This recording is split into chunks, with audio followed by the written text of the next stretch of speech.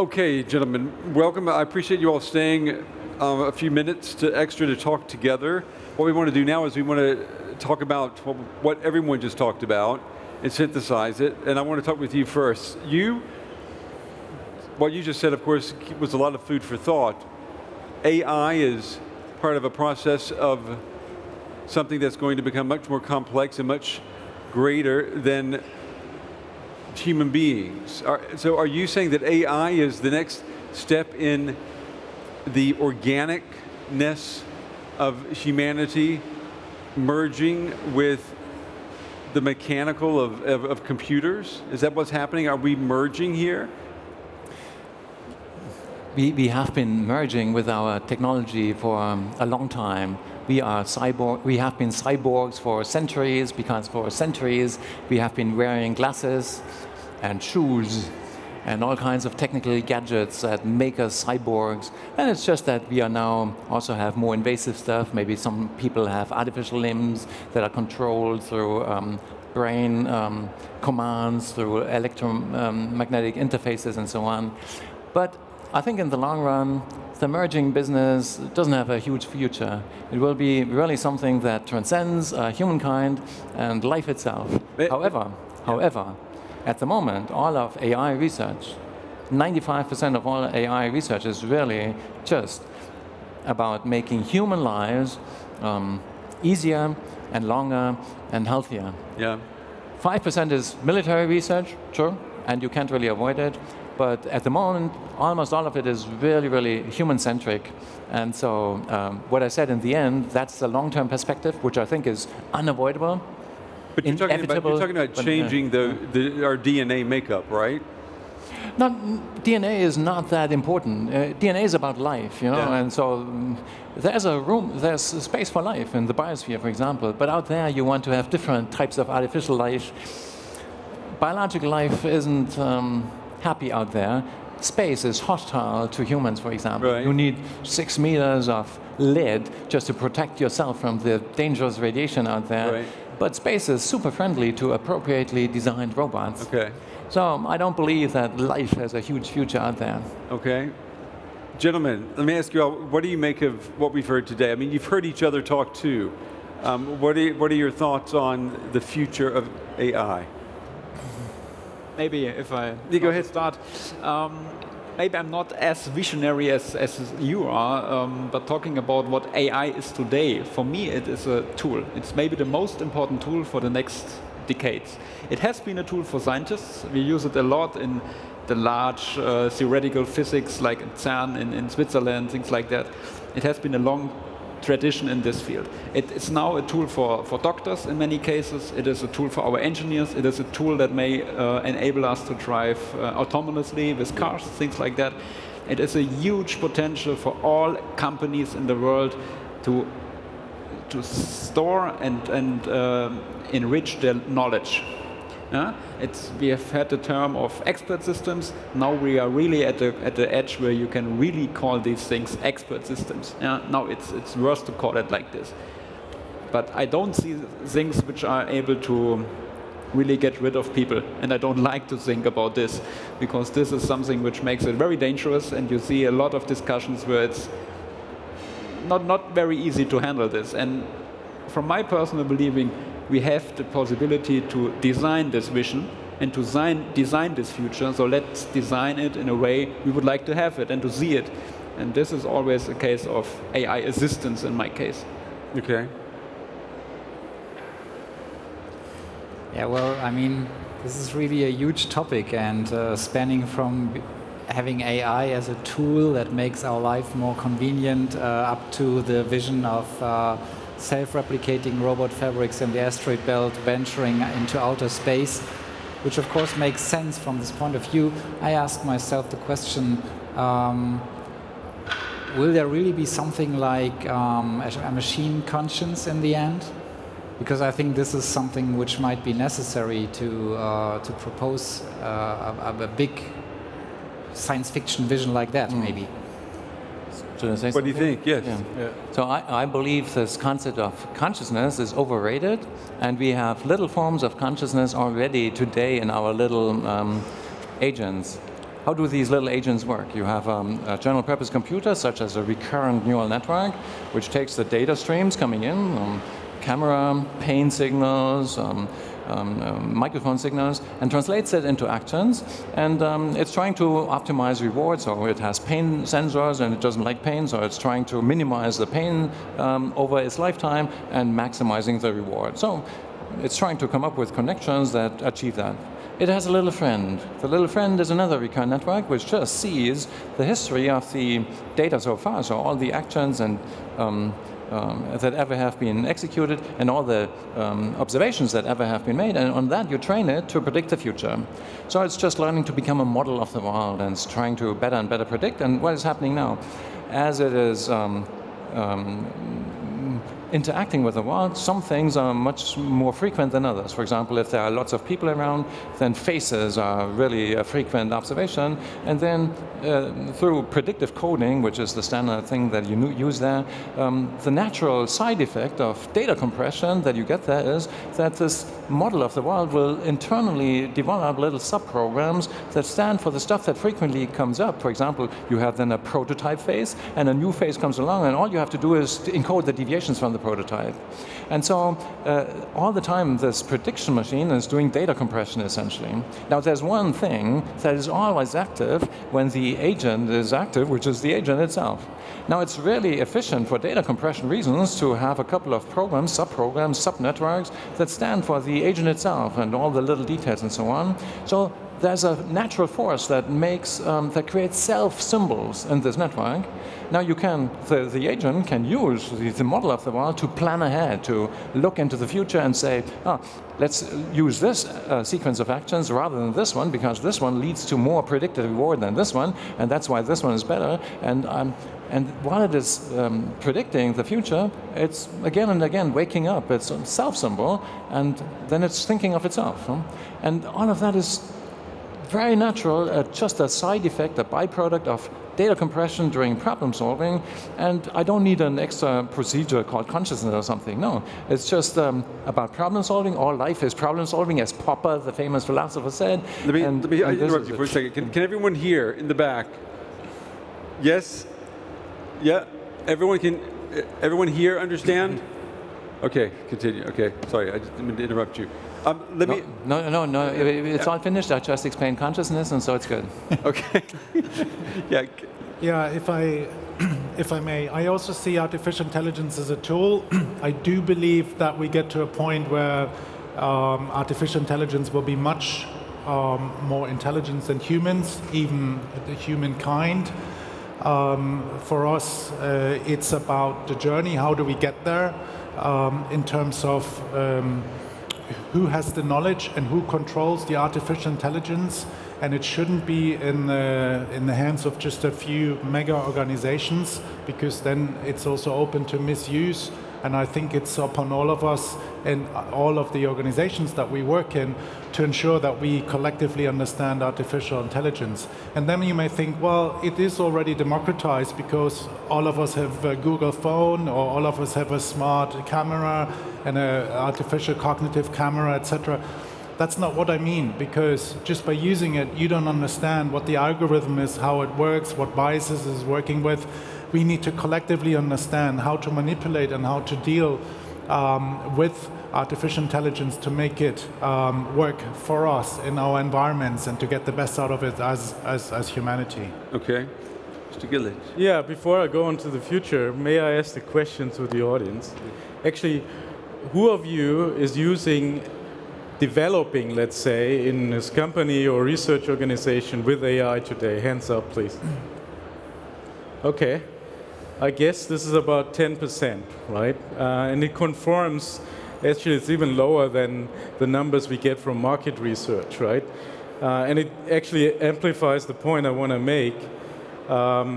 It took AI like 40, 50 years to become a reality, right? It took us to provide compute cycles and provide storage capacities to make it really usable. When I was a student, I liked it very much, but it was still theoretical, as we've heard from Professor Schmidhuber today, a few nice things in development around the theory of it. But what we need to focus on is to make it practical, I think. And if you see here, we are IT industry here, only 10% are actually using it or developing around it. I think we need to get this up to close to 100% because we think AI has the potential to influence all of the industries, right? Not just the ones we are adapting it first, chatbots, finance industry, manufacturing to a certain extent. But we need to give everyone the capabilities to really use it and use it for things which make our life better, in essence, right? So that's what I think is the central thing, because it's not a done deal, right? The theory exists for quite a while. It's getting more developed. That's fine. We have provided the compute cycles. We will carry on doing this, but we really need to bring it to the people who can be creative with it. But is it not a done deal, though? I mean, if we believe what we heard last, it's that this is a process that is almost non-stoppable. It is stoppable. We can have a nuclear war and stop it. Okay, we could stop it with a nuclear war, yes. But let's say we don't have a nuclear war, and let's say this process continues. I think it's unstoppable because there are so many people fascinated by building AIs that also have the freedom to invent their own goals, to be curious and creative. And it's possible. We know how to do that also. You Google for artificial curiosity, you come out in my pages and get more information than you ever wanted to know about that. So it is possible. It's going to scale. And lots of different people will be fascinated by that. Yeah. And so there is no alternative history in the future where this is not going to be exploited, and it will be great. I think it's going to be wonderful. What happens to human beings once we all have this gadget that you were describing is almost going to become like a thinking pet, if you will? I hate to use the word pet because a pet is something that is subservient to its master. But when are we going to reach a point where this gadget is going to be on par with humanity and then will surpass us in our cognitive abilities, where that we will then be inferior to that which we have created? Yes, but it's not a situation that is new. For example, the parents of Einstein created something that was a better thinker than the parents of Einstein. It is possible for a not so smart being to create another being which is smarter. Yes. We have evidence in history for that. Yeah. So, and we can live with that because most people live in a world where there are other people who are smarter than they are. Do they worry about that? No. But they're the same species. Isn't that a difference? Well, look at all the ants out there. We are smarter than the ants. Yes, we are. But we have no incentive to systematically exterminate all the ants. Only the few who are invading our house. Only when we have a goal conflict with our ants, then we are using dirty chemical weapons, poison that poisons the babies of the ants with 2 weeks delay to make sure they get killed. Right. Really nasty stuff. But it affects only a few hundred ants, and we are happy that there are trillions of ants out there in the woods, and we don't want them no harm. And the number of ants is still huge compared to the number of humans. So although we are smarter and have been smarter for a long time,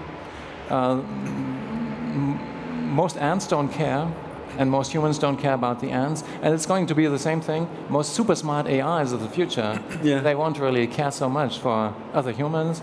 They will mostly care about other super smart AIs of the future. So they won't be bothered by our existence. Well, in the beginning, as long as they don't understand life and their own origins and civilization, they will be fascinated by it because they will be scientists. They will try to understand it. Once they have understood it, there's a new kind of protection going to happen. So as long as they don't understand it, they will have an incentive to protect humankind rather than harm it. Okay. But then afterwards, there will be a different type of protection, simply lack of interest on their side. Okay. There's a question. Yes? We're not ready for the questions just yet, but we'll come back to you. One second. That's okay. But just real quick, the analogy between ants and humans is interesting but I don't think it's a very good one because there's one fundamental difference. Humans are destructive, ants are not, right? So the ants live in an ecosystem and they're really collaborative, and you can argue that the humans are much less so. So if you have a superior intelligence that realizes that, it could conclude it needs to get rid of humankind to save the planet. That is an utopian view, but it is possible. What I think is important with regard to those pets that we are imagining, if they exist, that we set the rules and as humans all apply the rules so that they don't turn on the masters. Yeah. Well, I really wonder why we are talking about this dystopian fantasies that AI turns evil and is about to extinct humanity. I think this is really far-fetched. In the end, we are in 2018, and of course, there are some really compelling theories, but in the end, we don't know what will be in 10 or 20 years. So we are right now at a phase where we can at least try to shape the things to come, and I think this is what we should do. And right now, a lot of us have not even the slightest idea. I mean, it's really a great opportunity to have you here and educate us a little bit, because you are in the field for much, much longer and know much more.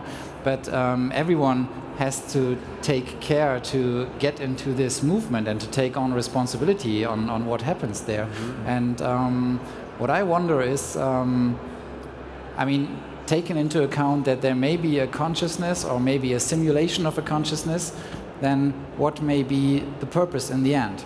So I think this is what we are doing right now, because we invent systems now that do stuff for us, make our lives more convenient, and they will be an end to a certain need.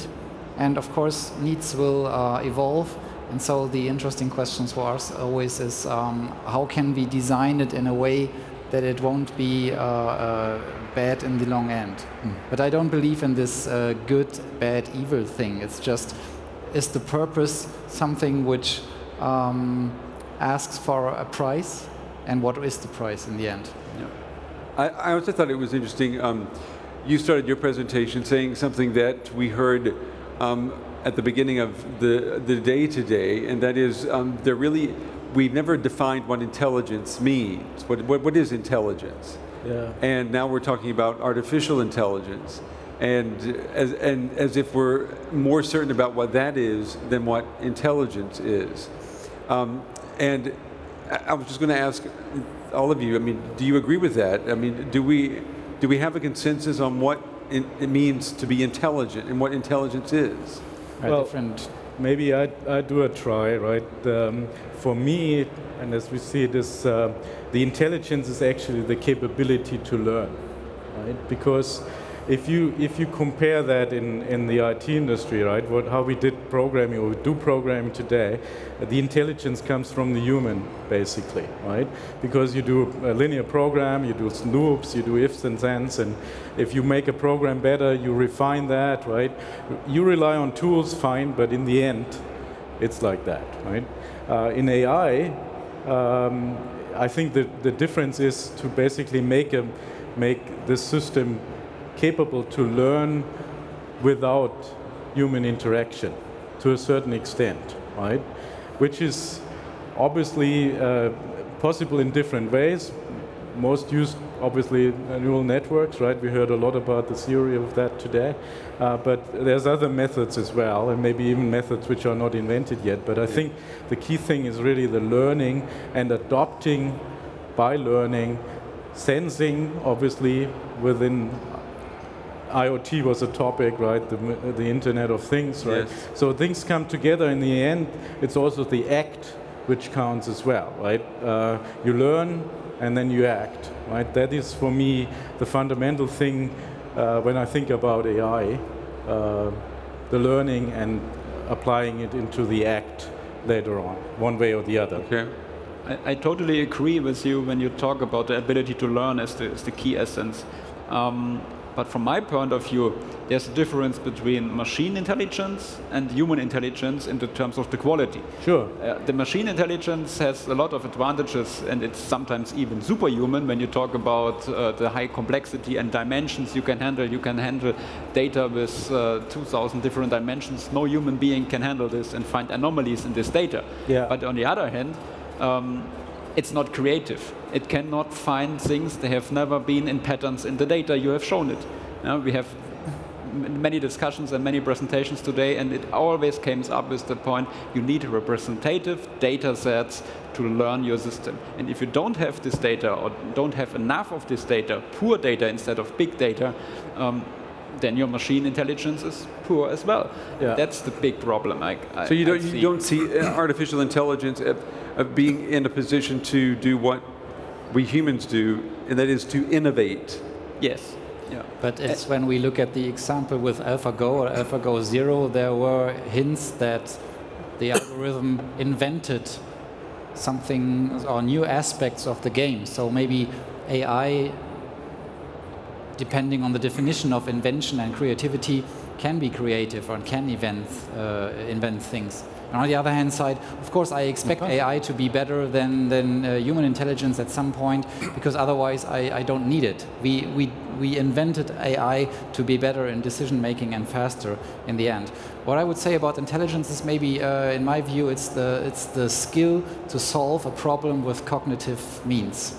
Yeah. Maybe you need to learn for that, but in the end you have a problem and you want to solve it, and you use cognitive skills for that. So Okay. Yeah, I mean that's a simple example, right? In image recognition, which is often the actual usage of some of the AI I've been discussing today, is if you have that mechanism in deep learning which actually finds features, like if you do a face recognition, right? You can say, okay, I count the distance of the eyes, the shape, whatever measurements I can make, and I can program this, and it might be good, but when the learning comes in, it can also detect certain things which you have never programmed into the system, or you would have never done that, because a human could not look at like millions of pictures and draw some conclusions out of that.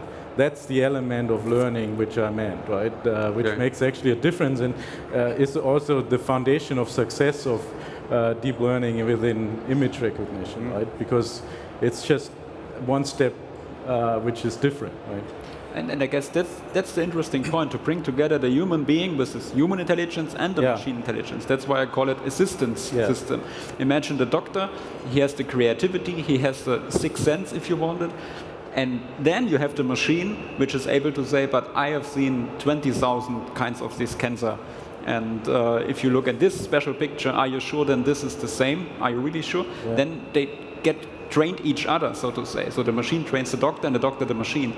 And then finally, and some studies have shown that, people are quite good, machine is quite good, but together they are even better. And this is the very interesting point. Yeah. And by the way, that gives rise to that continuum which I also outlined between something being intelligent and an artificial intelligence.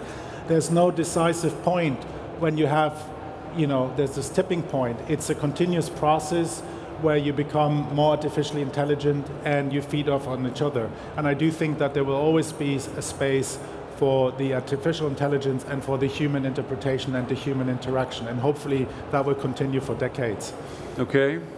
Now let's open up to questions. I know that the lady here had a question. Do we have the microphone? Do we have the microphone, gentlemen? Is there a microphone in the building? That's a case for artificial intelligence right there. Can we get the microphone to the young lady here? There we go, right here.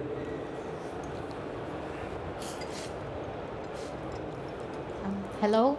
My question is directed to Professor Schmidhuber. I actually got thinking about his example with the ants, and also what the panel is talking about intelligence.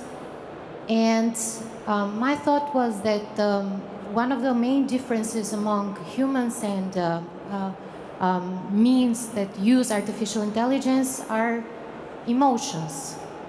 Humans are able to have emotions. They have a sense of empathy. Obviously, not all humans want to raise to the ground all the ants colonies or any being that are, or any kind of being that might be inferior to us, because some of us has emotions. But means that use artificial intelligence, to my knowledge, they still don't have this kind of feature, because you cannot, so to speak, program emotions on robots. If we are there yet, they are not able to produce any kind of feeling. The only thing that they can do is rational thinking, and one of the things that, I suppose that can be the dystopian future. We can come to a time when humans and robots can fight, for example, for resources, and they can think that we are less than them, we are inferior to them, but we use resources which might be important to them. For example, energy or anything of this kind that it can be useful for robots to move on. I don't know if my question was not very. Yeah, that's a good point. What about your cars the video you showed of the cars? The question was to me. Yeah.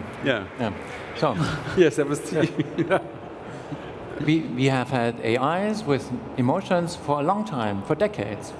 It's a myth that AIs or machines cannot have emotions.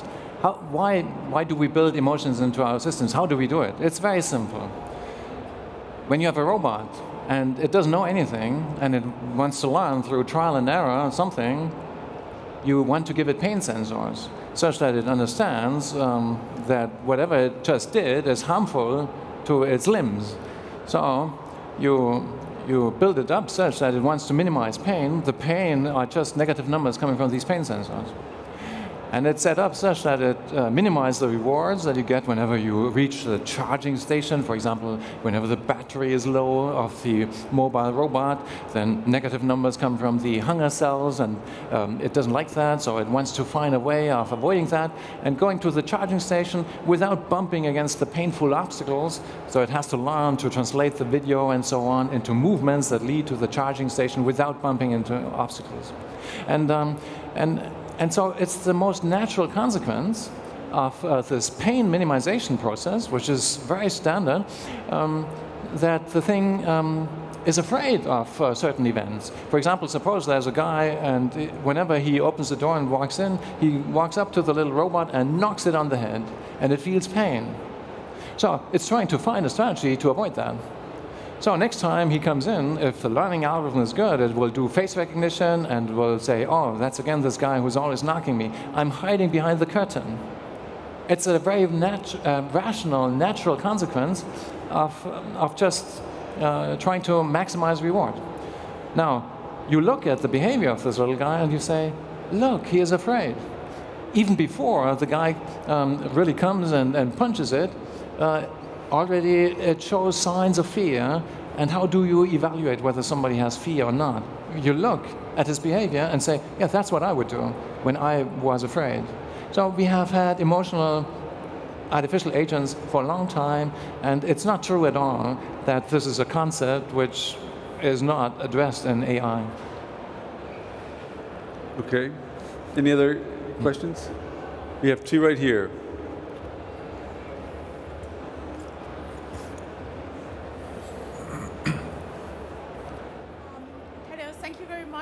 Microphone's not on.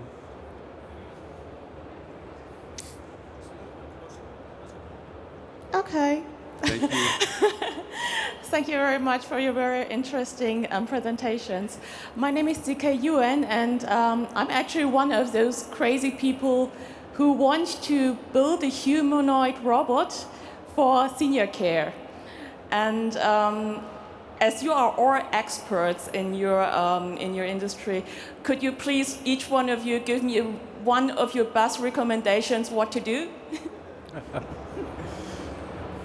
Gentleman who wants to be first. Okay, so little bit closing on to what I said before, I think is you need to see things from a practical perspective, right? What do you want to reach with this robot, right? Which kind of technology do you actually need to get going, right? And I think the key thing here is the solution is not just depending on the AI part. So we discuss AI here, we discuss deep learning, we discuss training, inference, and all of these things because we like them and we're in them, but you have to see a solution consists of several parts, right? AI is one of them, right?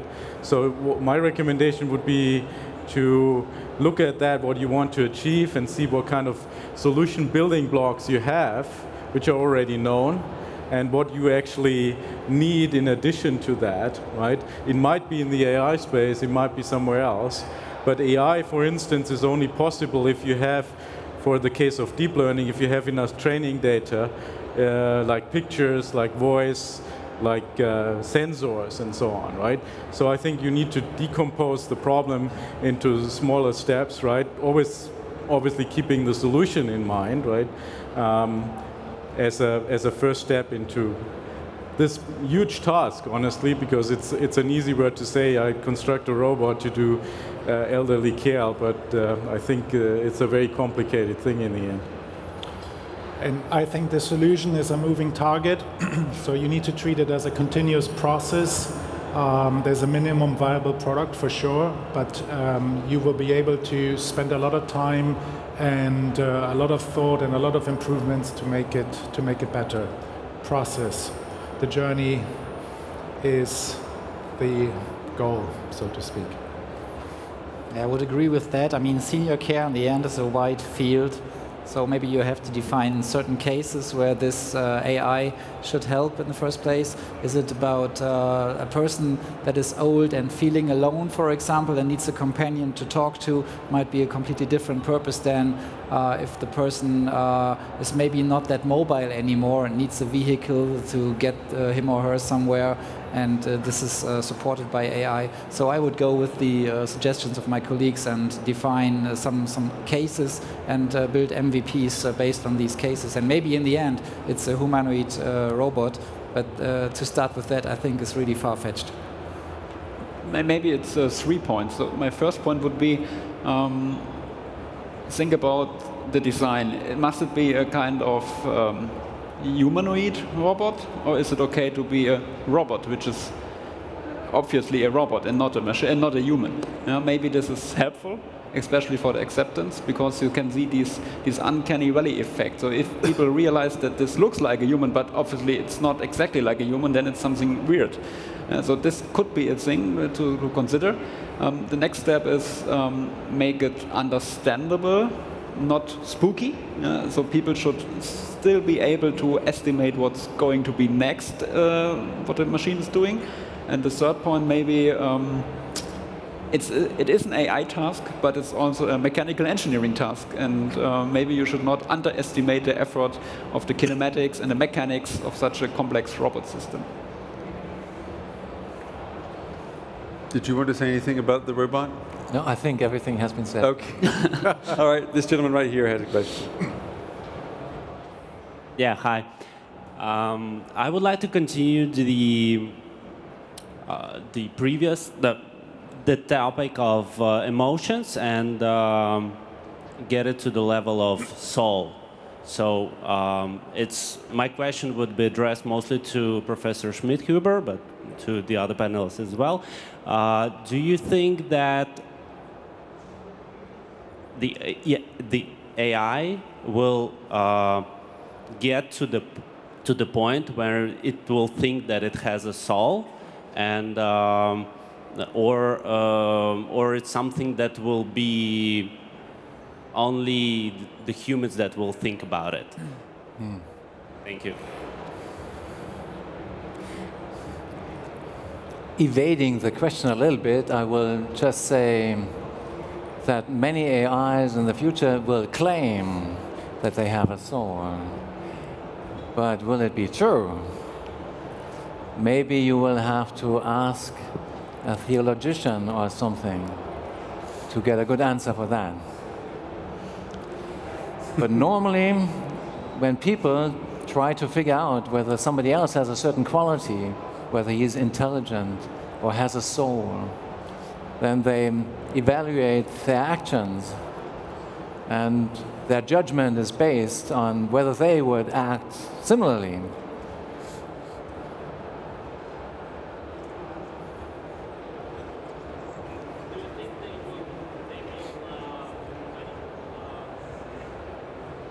Thank you. Do you think they will invent a religion? Or a God for them? So many people have been dreaming for many decades about the possibility to read off all the synapses in your brain and extract the essence of your being, basically, and then let it live on in a virtual environment, in a virtual paradise, for example. And so people like that, they would argue this is comparable to a transfer of your soul to some computational device. Now, there is no physical evidence that this is not possible. However, what we can do today already is we can do the same thing with our artificial systems. We have an artificial agent living in a video game, and it has a little brain with artificial neurons, and it learns to do something. It learns to do something and becomes a better problem solver in that video game. And maybe it's really hard to work against all the other opponents in this video game. And so it's a frustrating life, and it's hard to maximize reward. But then you can grab his artificial soul and put it into another neural network in a paradise, in a virtual paradise. So you transform basically one network to another world where it suddenly has a much easier life and where everybody is friendly to the little artificial agent and so on. So at least from this video game point of view, it is rather trivial to have something like soul transfer from one world to a paradise. Maybe you want to think about that a little bit. I must admit that I have really some problems with these concepts because in the end I think we tend to misjudge machines and living beings, because a machine in the end, and also an artificial intelligence system, is not living in terms as we as biological beings live. I mean, if we die, we're just dead and we don't come back. We cannot be transferred to another system, and we cannot be up or downloaded or extended by various new sensors. I mean, we do that. You mentioned shoes and glasses and stuff like that. So in a certain way we do, but I think we are much more terminated in our lifespan as of yet. And so I think this is really a difference between a living being and being a machine, because we have not solved the question and the mysterious ways how life happens. And this is really a difference to an artificial system, in my view. And I believe from an AI engineer expertise, I'm not a neuroscience expert. As far as I know, we don't have understand too much of our brain as a mankind. Yeah? And as far as we don't understand our own brain, I'm very skeptical that we can judge about the brains of machines and compare them to us. If I don't understand the basic system, I can design very easy ones, of course, and this is what we are talking about. Deep learning network is still very easy compared to the human brain. You can see it that we cannot build a human brain, but we can build deep learning networks. So this discussion is maybe a little bit too early. We should wait until the human brain projects all over the world are finished and successfully finished, and then we can see what the differences are. Okay. Yeah? I see a hand here and a hand here and two here, and I think then we'll be done. Okay, thank you. I have a question for Professor Schmidhuber. Sorry, it's again for you. Your ideas are very thought-provoking and interesting. You described human emotions as consequences of learning a policy of action based on a reward system. So that we start with our cognitive model through birth, and we redefine its parameters by reward-based system. And then there are other skeptics of this approach, and they say there is something that we can't learn, that is morale. So that is that distinction between good and bad, that you can't just learn it. For example, if we want to make it simple, what is the reward that a human being gets from helping a sick person? Okay. Yeah. So I think the answer is simple. Why do our societies here on this planet have certain rules, like religious rules? Because those who obey these rules, societies who obey these rules, they are more successful than other societies who don't. And altruistic behavior can be a rational consequence of reward optimization. Collaboration is a natural consequence of reward maximization. For example, what we did decades ago, you have a society of agents, maybe at least two, and they have to solve a problem, and it turns out that they can only solve it if they collaborate, if they work together. So they have to learn to collaborate. And you already see the beginnings of a morale, where's the English pronunciation, to emerge. Now, all of our successful religions have a rational justification. There were the 10 Commandments, and a society that follows these rules is more successful than another society where you can go into the supermarket and shoot the cashier and don't pay or something like that. So there's a totally rational reason for the basic laws of societies, including maybe the great simplification that Jesus brought 2,000 years ago. He said, let's collapse these 10 laws of the commandments into one single rule: love your neighbor like you love yourself. A very simple rule. Now, a society that obeys that rule is more successful than another one where everybody's fighting against each other. And that's the reason why it became so successful. And as a rational consequence, so even if you don't really follow the rule and you love your neighbor, but if at least you don't kill him, you already have a first step towards success. And so the same thing you can have in artificial societies. Okay, I've been told we just have 2 minutes. So any final comments, gentlemen? If you have questions, you'll have to try to get the gentleman after the panel discussion. Any final comments? Because we've got 2 minutes. Who wants to take a stab at it? Go ahead. It's an interesting discussion to consider morale and also do artificial intelligence have the capacity to eventually have a soul. If you see it as a tool to help us, the humans, I do think that those considerations are a long way off, but obviously there might be a space for it, for them to develop independent thoughts and so on, but they are tools for now. Okay. I would agree on that, and I think it's turned to be really philosophical, maybe even religious at the end, but I would like to come back to the tool aspect. It's a technology, and I think we should just use it and don't fear it, because it's for the better of us. It will really enhance our lives and make life better on this planet. Yeah, just a short add from my side. I agree. Obviously, it's a tool, right, which we need to use and enable others to use it. Right. The thing is, as we have seen by my little question here, we are only at the start of this, right? So we will see quite a development, and it's quite the key development within the technology which we are handling in this show. Right? I really believe that AI will transform our industry in two ways. The first one is AI-enabled features in products of all kinds.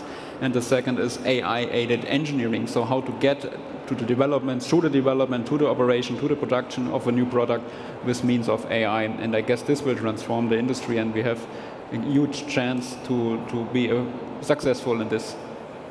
Professor Schmidhuber, you're the last one. Yeah, so at the moment there's intense commercial pressure to build friendly AIs because the big companies want to sell something to you. You are going to buy it only if you feel it's good for you. So almost all AI research is about making lives, human lives, better, easier, healthier, longer. And the near future will be great for Europe, because here's where the things are made that are going to become intelligent. Most of the things in the world are made here on this continent. They are going to get cameras and sensors and all kinds of things. In the not so distant future, we will for the first time have a little robot that we teach, like a kid, to assemble complicated things like t-shirts or smartphones just by show and tell robotics, or watch and learn robotics without touching it, just explaining to it like to a kid with a couple of trials, and then letting it optimize that. And this is going to be huge, and it's all totally human-centric, because it will be about making human lives better, and the far future, yes, it's going to come, but don't worry about that. It will all be good. Okay. All right, gentlemen, thank you very much. Let's give them a round of applause. Thank you. Thank you.